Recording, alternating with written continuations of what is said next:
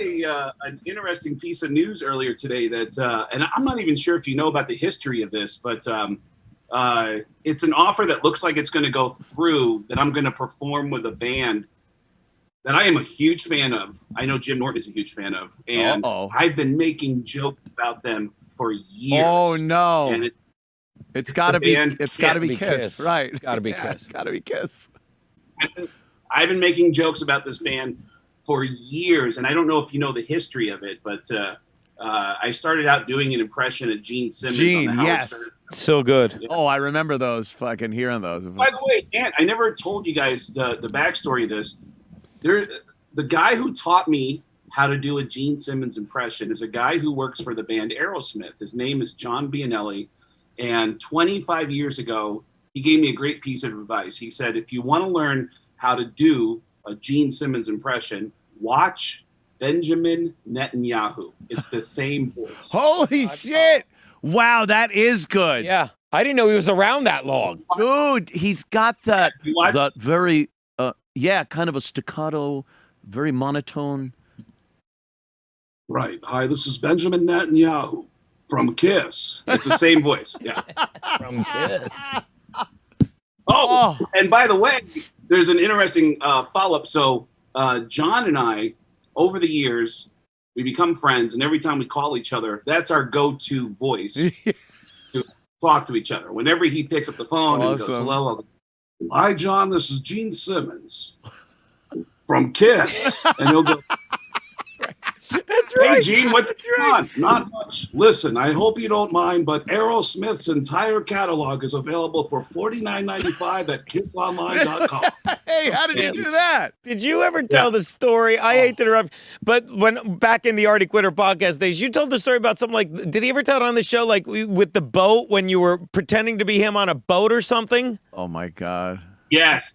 Well, I got to tell you the end of that first part of it is that John and I would communicate as Gene Simmons with each other.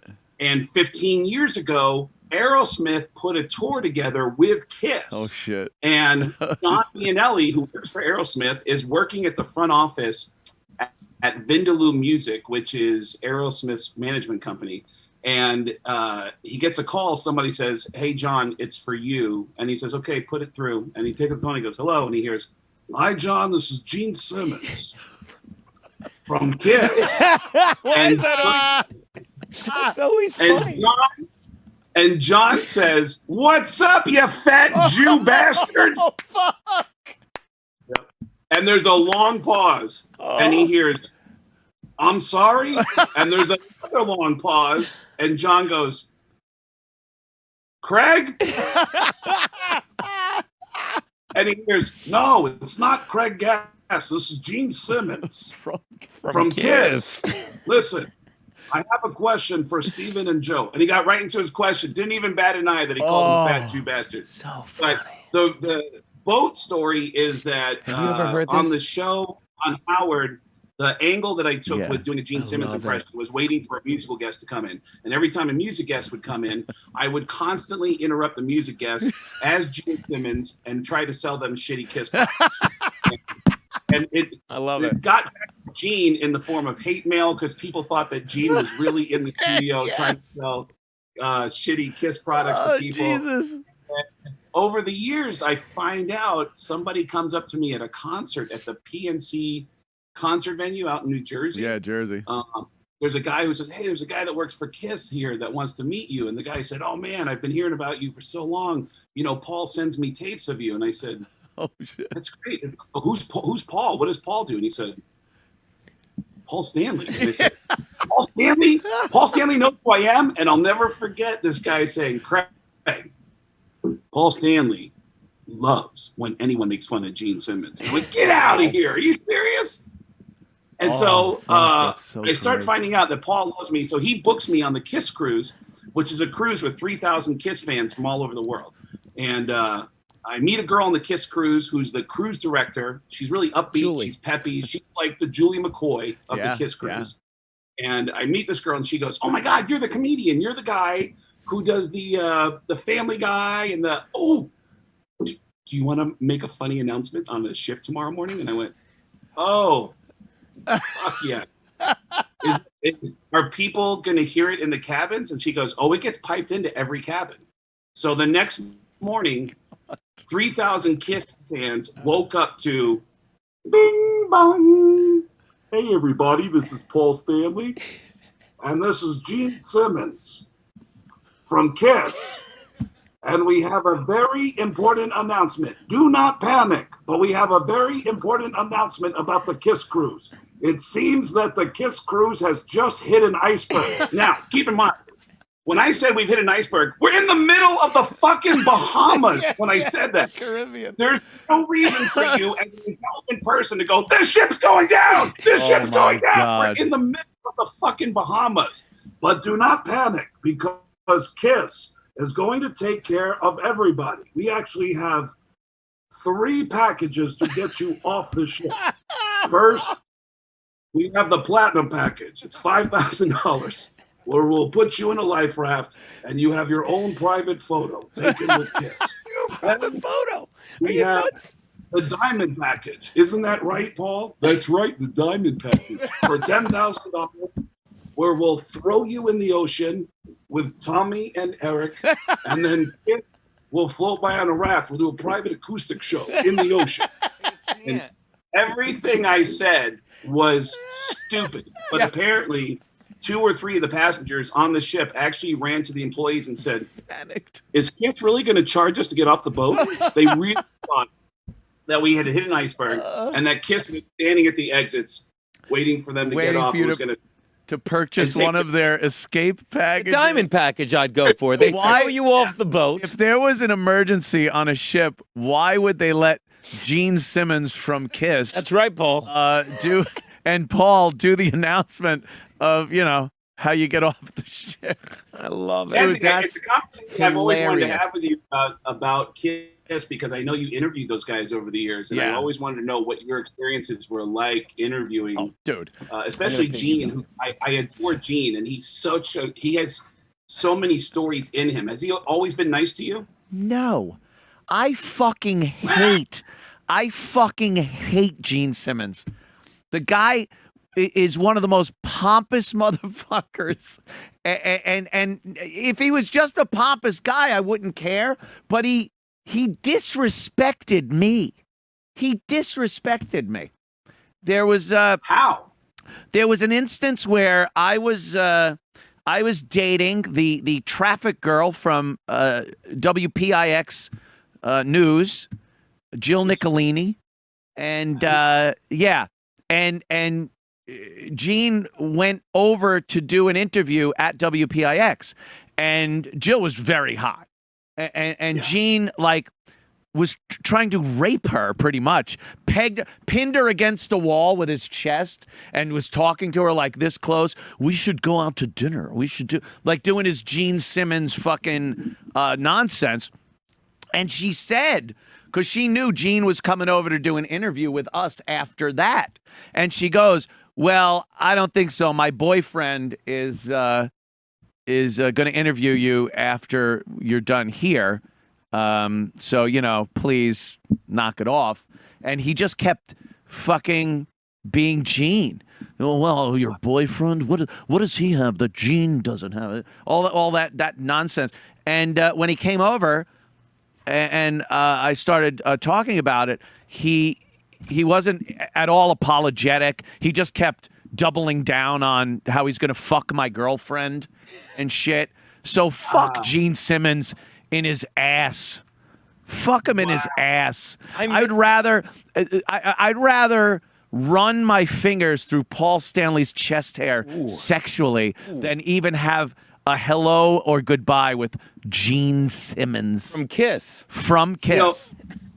I want to get to that story, but when you mentioned running your hand through Paul Stanley's chest hair, I took Jimmy, and Steve Byrne and Jeff Ross to a Kiss concert once at Madison Square Garden, and a guy walked up to me and said, "Hey, Craig, there is a opportunity I want to tell you about. The band takes a photo for fans. They charge $1,000 to do like a VIP photo. It's robbery." And if you want, but it's the band in their full makeup. Yeah. It is a rare opportunity to get an iconic photo with these guys. Sure. And if you want, I can put you and your group in the back of that line so you can get a photo. And I looked at the comics and I said, do you guys want? And Jimmy went, oh my yes, God, yeah. I don't have to blow anyone because I will. Yeah, little blinky. Yeah. So we go backstage and we go into the room, and Jim turns to the other three of us and says, hey, do you guys mind if I take my own photo? Are you guys okay? And I said, I don't, do you guys care? I don't care. Yeah, go ahead, Jimmy. Go do your thing. So Jimmy walks up first and he goes, hey guys, how are you? And walks up into the line, and Paul Stanley has no shirt on. And Paul Stanley is in the center of the photo. Oh, no. Jimmy walks to the middle in front of Paul, and Paul grabs Jimmy with his arm and does this thing like he's choking him back. Yeah. And Jimmy, without even realizing what this is going to look Climaxes. like, holds his arm and leans back. You gotta And find he that, posted Garrett. it.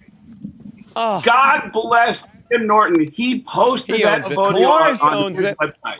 He probably thought it was great that happened. It's not like, oh no, I look like a really little faggy here. He loves getting the just- pictures. Yeah, no, that's him with Gene. He's hugging Gene. So, it was posted on his website. I know it was on Eat a Bullet for a long time. Yeah. And one of my favorite moments that's ever. fantastic. But the Gene story that you have about him hitting on your girlfriend, knowing that she has a boyfriend. She says, my boyfriend is going to talk to you next. I have a boyfriend. He's going to talk to you next. How long ago was that? Oh, years now. This was probably 10 years ago. Maybe. He has changed a lot over the years, and has clearly has gone through a lot of therapy, and he's become a more empathetic person. Really? Yay. Yeah, I will say this. Over the years, before I met them, and you'll get a huge kick out of this, everyone that worked with Kiss was coming out of the woodwork to contact me privately to share stories about, hey, man, I got one for you. Maybe you can use this on stage. I got a story about Gene. And the stories were always horrifying. Yeah.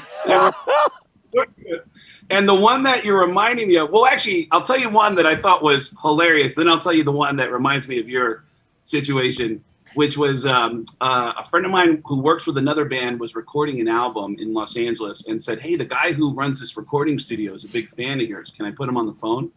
And I said, sure. And the guy goes, dude, I love your impressions.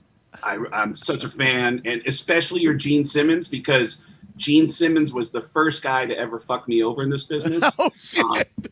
Gene came into my studio to record an album with a band that he was producing. And at the last minute, Gene wanted to switch into my largest recording facility for the same amount of money.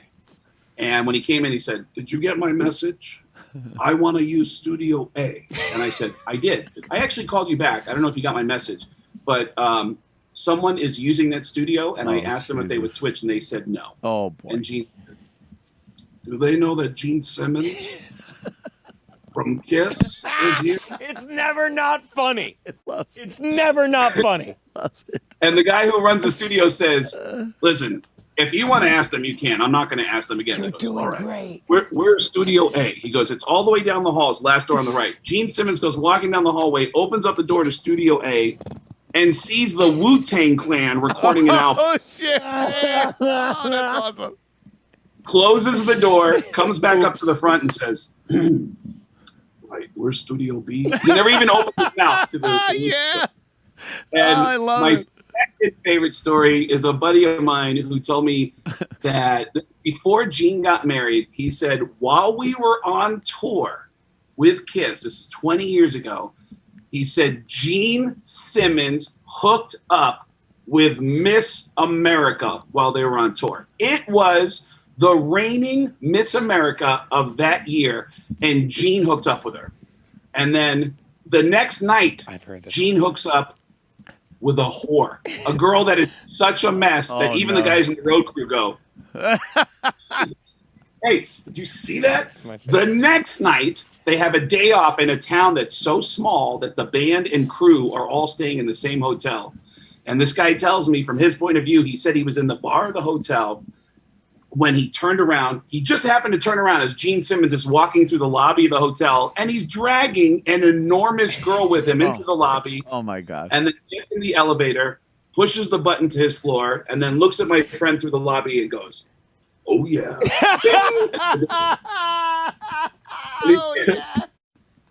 And he said the next day at soundcheck. Oh yeah. The next day at soundcheck, the guy sees Gene and he goes, "Gene, hey, did you hook up with that girl last night?" And Gene goes, "Of course." And he goes, "Gene, didn't you hook up with Miss America the other night?" And Gene goes, "Steve, listen to me. I'm going to give you some valuable advice, okay? You can't go to McDonald's." I'm sorry, I just fucked that whole story. You can't have filet. You're gonna say You can't have filet mignon every day. Right. Sometimes you gotta go to McDonald's. It's the worst advice ever. Horrible advice. Best part of that story is just the way he owns it. Oh yeah. I love how, My you know what favorite though? part. It's ballsy to own it. Oh yeah. It's ballsy to own it because like, what are you going to do then? You can't goof on him. If someone's trying to hide the fat girl, the next day it could be like, "Hey, guess what I saw?" Get out in front of it. Oh, motherfucker. I literally had to chase Keith the cop out of my house and tell a girl that was up in my bedroom, "Do not come downstairs," while Keith was in my house. And Keith goes, because Keith was a cop for fucking 20 years. He's like, "Who's upstairs?" Like he knew.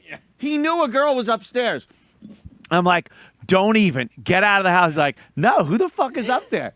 He goes, and he said, like the guy had fucking ESP. He goes, "You fucked Lockwasher, didn't you?" He called her Lockwasher because it looked like she had chewed, looked like she took a handful of Lockwashers, threw them in her mouth, and chewed them. That's what her fucking teeth looked like. And she was kind of a rotund girl. Sure. And yeah. I had just broken up with a girl that I was with she broke up with me, sorry, for 9 years. Slump buster. 9 years, an actual monogamous relationship for 9 fucking years. And I'm like, I'm fucking anything. And literally, I did. Did anything.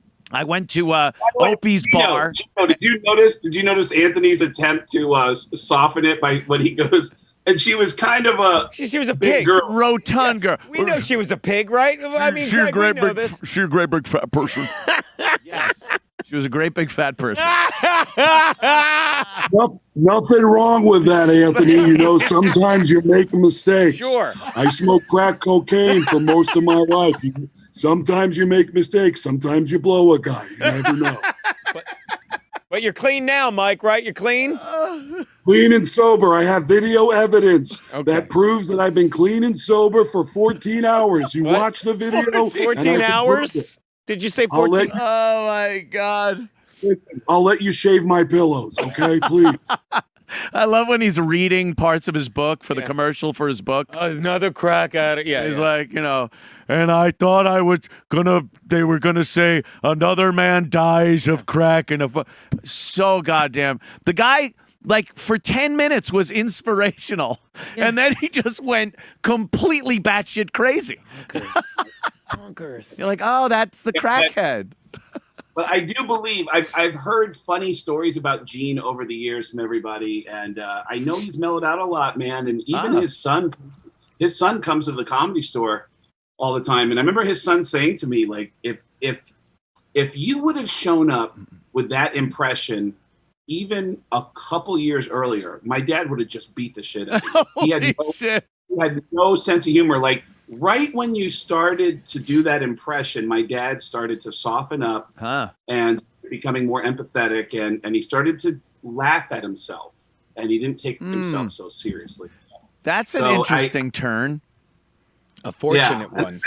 I think that happens to everybody. The older you get, you get. It does. I was just talking to Ari Shafir the other day about how once you get a little older, you just don't give as much of a shit about other people's opinions of you, and you do have a lot more self-deprecating humor about yourself, or at least you're supposed to. And I think a lot of people do go through that. And I think it's age has something to do with it, but also being kind of happy where you are in life and satisfied with success doesn't mean you have to be rich. It just means you attain something that you were trying to attain. You're a touring comic or a musician, or part of your dreams have come true, and you just feel like Someone behind me, I you don't pointed mind towards me when you said touring comic. Someone else. I said boring comic. Good one. Oh, Anthony, you fucking jerk! Oh! Yeah. Oh my God. I used to. I was going to say, I still like hearing those stories, though. And I was just remembering there was a musician who told me a great story about Gene. It's not a flattering story, but God damn it, is it hilarious. Sebastian Bach, who was the singer of Skid Row. Yeah. 13 in life. No, 18 in life. God forgive. 13 in life. That's my song. He told me a story about, because Sebastian Bach is a huge Kiss fan. And he's a huge Howard Stern fan. He knew who I was the first time I met him. And I'm asking him for a funny story about Gene. And he said, dude, I went to that guy's fucking house. And that guy has a fucking Kiss museum in his fucking house. Which is true. When you go inside Gene's house, there is an entire room dedicated to every piece of merchandise Kiss has ever had. Holy shit. And Sebastian said when he walked in, he goes, I walked in and there was like a bag with like 100 Kiss cell phone covers. And I said, dude, what the fuck is that? And Gene Simmons said, that's our new promotion for Kissmas. It's our new Kiss cell phone covers. And Sebastian Bach said, can I have one of those? I wish I could, but if you go to kissonline.com, I wish I could. You can. You can. It's right there. Wouldn't give him one piece of plastic. Oh, do I fucking love I it. wish I could is the best part. No, Every I story. wish I could. Every story about Gene that has to do with his, thriftiness. Yes, and his business and Kiss and selling everything. It's so funny because it's like, look, I'm sure Jewish people don't like that he is pretty much a 1938 propaganda poster. Tight-fisted. Yeah, a little. It's every stereotype of a Jewish person. It's like he just and everyone knows it. Like the Kiss coffin was a huge thing when that was in the paper. It's like this guy's just a piece of shit. Kiss coffin. I didn't even. But you know what? I know Yeah. that when he donated the coffin to Dimebag Darrell, when Dimebag Darrell passed away, he gave a coffin because Dimebag was such a huge Kiss fan, and I've heard a lot of amazing stories about how he has these random acts of kindness that he has. Yeah. Of it is the moment that guy walks outside of his house, young and old, Gene Simmons is doing a meet and greet all day long the moment he leaves the house. Of course. And those are like crazy fans. It's not like a fan of, an actor. Like, I'm sure when Laurence Olivier walked around, they were fans, but they weren't like Kiss fans. Yeah. Probably a little more respectful and quiet. No one was dressing like Laurence Olivier when they met him. Yes. I remember going to a sound check for Kiss and standing on stage with a bunch of the road crew, and we're all sharing funny stories. And a girl walks by who's the wardrobe girl, and someone goes, "Oh, she's been the wardrobe girl for X amount of years. Hey, get over here. This is Craig Gass. Tell him, do you have any funny stories about Kiss?" And she's, and he goes, "Didn't you have a story about something that happened at Halloween?" And she goes, "Oh, yeah, that's not a nice story, though." It's not a funny, yeah. I go, "Yeah, what's that story?" And she said that Kiss was scheduled to appear at the Halloween parade in New York City on a float. Oh, Jesus. This is, I guess, 15 years ago, and it's a promotion for a new box set that they were coming out with. And so Paul and Gene are on this float, and the wardrobe girl is with them, and there's a makeup girl, and they're keeping them looking good. And she witnessed a fan climbed over the barricade, ran up to the float, and now, granted, Gene's been in his costume for 7 hours at this point. God, He's in his 60s. He's been in this costume for over 7 hours, nonstop photos, nonstop meet and greet. And he's still barely in this parade when a fan comes over the barricade, runs up to the float, takes off his shirt, and he goes, Gene, Gene! And his whole back is a Kiss tattoo. Oh, my God. And Gene looks over and goes, you're an idiot. And he goes, what?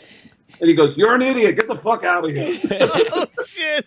And the cops jump on the kid, and the kid goes, I love you! Oh, being pulled away. Oh, I thought he was gonna go kill himself at that point. Yeah, Can you imagine? that's like in line of Shatner telling him, get a life. Get a life. Kind of a thing. Oh my God, is that I think Kiss fucking fans great? know that Gene can be grumpy, and Kiss fans, they love him anyway, man. And Gene, say what you want, but the guy does love his fans, and I know there's some moments that make for great stories, but Gene and Paul absolutely love their fans. Dude, they give the fans everything they want, is what it is. Yeah, you can't fault them. Yeah, dude, on that Kiss cruise, they do that Kiss cruise every year, and they take a picture with all 3,000 fans. Jesus. Which is 2 6-hour shifts that they pull on that boat. 2 6-hour shifts where they take a picture with all 3,000 fans. I've seen other acts that do cruises with that same company. Lynyrd Skynyrd also agreed to do a meet and greet with their fans. And their photos is them sitting in director chairs, talking to each other as the fans are just kind of drifting behind them going, Oh, no. Oh, that's bullshit. The guys aren't even, and Lynyrd Skynyrd aren't even looking in the camera during the pictures. They're talking to each other. Hey, what time are we going to go on stage now?